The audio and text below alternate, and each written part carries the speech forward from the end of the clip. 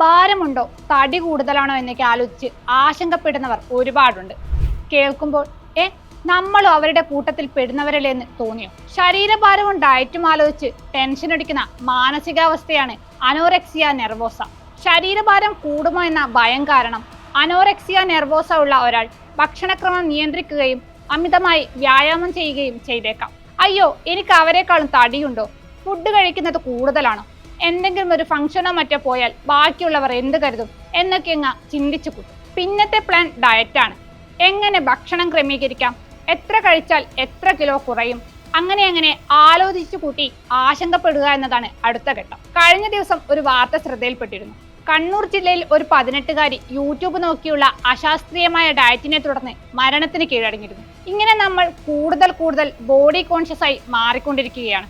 ഇത്തരത്തിലൊരു ഭയം ഉള്ളിൽ തട്ടിയാൽ പിന്നെ ഇടയ്ക്കിടെ ഭാരം നോക്കുകയും ചെറിയ അളവിൽ മാത്രം ഭക്ഷണം കഴിക്കുകയൊക്കെ ചെയ്യും.